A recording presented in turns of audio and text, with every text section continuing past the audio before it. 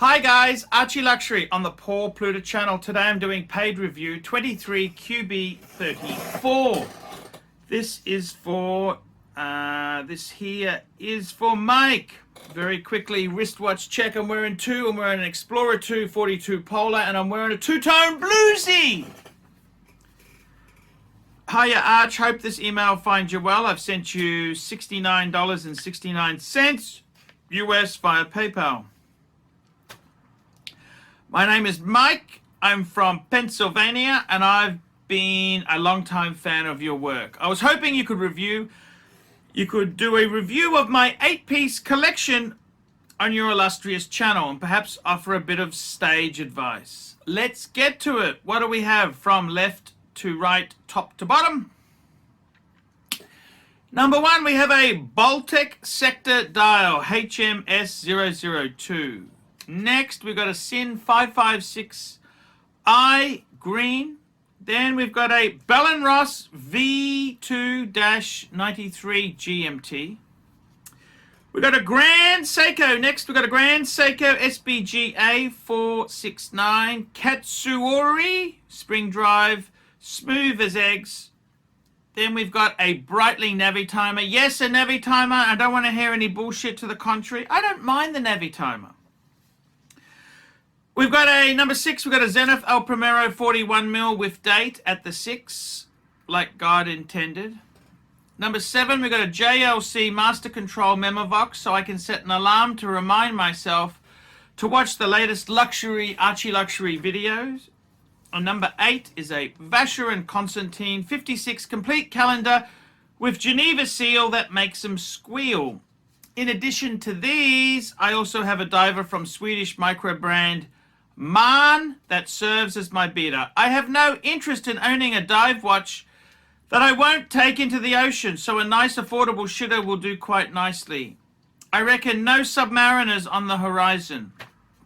As you may notice, my collection so far lacks any Rolex. One day, years from now, I intend to cap off the collection with a white gold day-date. But until that day comes, no Rolex for me. No Rolex until I get that day-date. I adore the Bell & Ross. Not interested in swapping it out for a GMT Master 2. Sorry, big boy, I know it hurts, but it's the truth, damn it. In the meantime, and without sprouting off about every collection needs a Rolex! A Rolex. What would you suggest? I really do love the Baltic sector dial, but nonetheless, I am strongly considering upgrading it to an Omega CK859. I also don't have an integrated bracelet sports watch in the collection.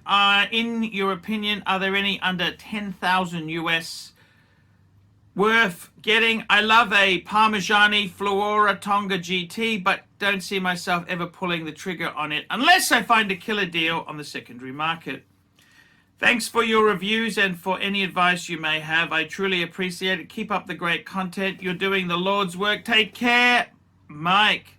P.S. He just says, let me know if any of the picture fails. Okay, so very interesting. And I always would say Rolex, Rolex, Rolex. You got to have Rolex. But you know what? Let's not give him the sermon. So what do I think? The Baltic, you know what? They're a cheap, what are they? A $600 US sort of piece. Yes, I don't have a problem with the Baltic. It's perfectly okay. SIN 556, not a problem. Then we've got the SIN has got a great history. I'm not a biggest SIN fan, but that's okay. You've got it. Then you've got the Bell & Ross. I got to tell you, the Bell & Rosses, geez, they're hard to sell. They're hard to sell. But you know what? You've got it. You love it. You've got the enthusiasm. Doesn't matter. It doesn't matter. I can see you're very passionate about the brands. Then you've got the Grand Seiko Spring Drive. That's the SBGA 469. Yep. Grand Seiko makes great stuff. You have a Breitling Navi timer.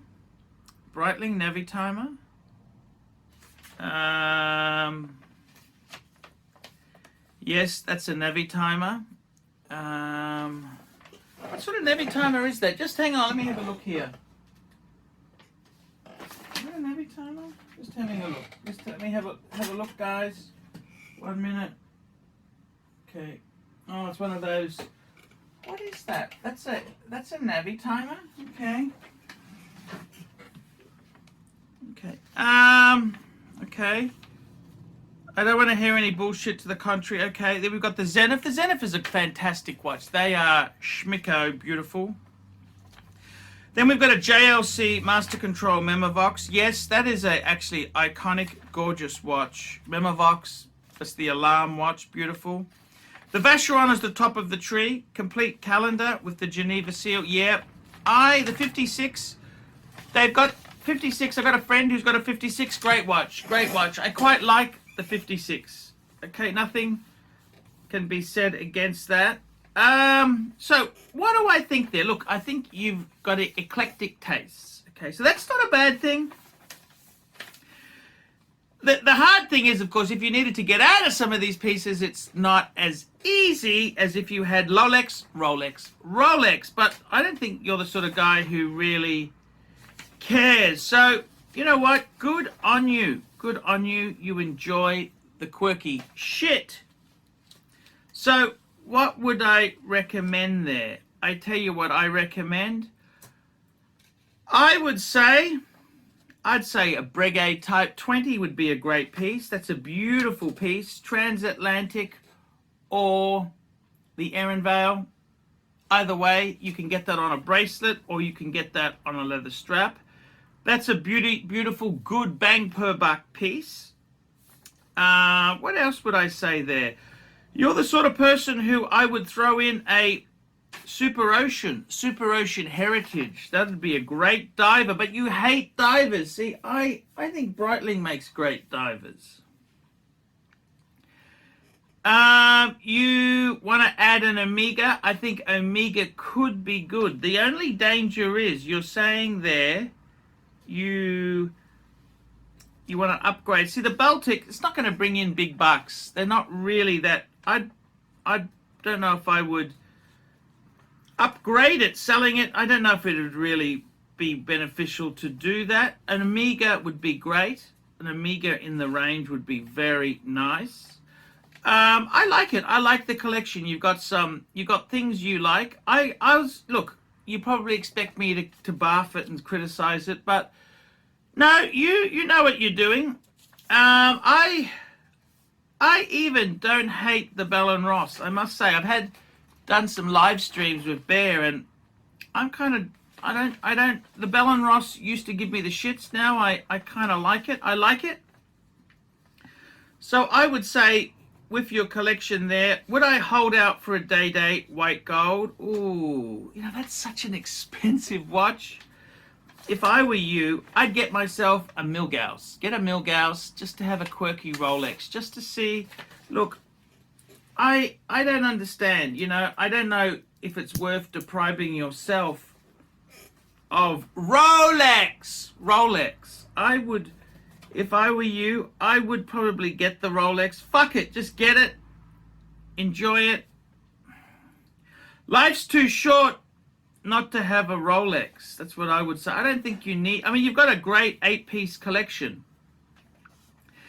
I would say, look, the white gold day date is an amazing piece, but I would get myself a steel one just so you can see what all the fuss is about, because life's too short to hold out. That's like, holding out on sex. It's just it's just not a wise thing. So I'd say to you, look, don't be so anti-Rolex. I'd probably add a Rolex, a wind and wear Rolex, no date, wind and wear, like an Air King, Explorer 1, or a Milgauss would be beautiful. That's what I would do. I like the collection. It's got many interesting things there. The things I like, the Vacheron definitely, the Memovox, the El Primero, the Grand Seiko, even the Bell & Ross. I'm not a big fan of the Navi timer you've got there, but hey, It's you like it. That's the important. Breitling's a great brand. So yeah. I think you've got everything covered. For myself, what do I think? I'd definitely add Rolex. But it's not a bad collection. I'd give this collection a 6.75. And you've got to be quirky to take it on. I get that, and I think you are quirky enough to handle it. But yeah, that's the way I see it. Tell me what you think, guys. Like, subscribe, tell your friends, and I will see you in the next one. Tell me what you think, guys. I'm ArchieLuxury. Tell me what you think. I like the collection. I love his Vacheron. I love his JLC. I love his Zenith El Primero. That's probably the top 3 for me. Yeah, it's a good collection. You've got a nice collection. It's got some nice pieces. And I don't know if I'd hold out for the white gold. That's the only bit of advice I'd give you. I'd get myself a steel Rolex just to see if you like them. You may not be Rolex. You may not be Rolex type of person. Okay, guys, that's the review for today. Like, subscribe, and tell your friends. Don't forget, I can't survive on Google Ads alone. I need more paid reviews to survive. Get a paid review and help me stay full-time on YouTube. Hi, guys. It's ArchieLuxury. Guys, I want to talk to you about David SW. David SW. Guys, if you are in America, if you are looking for a Rolex watch of your dreams, in fact, if you're looking for a contemporary modern wristwatch, I strongly advise you to look at David SW. Guys, don't play the dealer games. Don't bring in chocolates or Krispy Kremes for your dealer hoping to get a Rolex at retail. It's futile. Please, guys, save your dignity. Keep some pride. Go to David SW. I would highly recommend David SW. If you're in America and you're looking for a watch, go to David SW.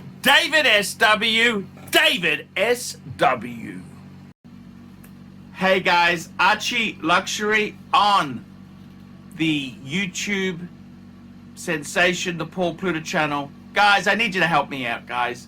I can't survive on Google Ads alone. I need you to request a paid review. $50 US. Look down in the description. $50 US. I will review your collection. I'll tell you what I think of it, and I'll give you some pointers. The other thing is, guys, you can sponsor me on Patreon. Patreon allows you to pay a couple bucks a month, $1, $2, $5, whatever you want, and it keeps me going on YouTube because, guys, I'm in a niche. Nobody can make money out of the views I get. The views are crap because it's a small specialized area, and I don't talk about garbage for the sake of views. Guys, sponsor me on Patreon. Look down below, and I will see you in the next one.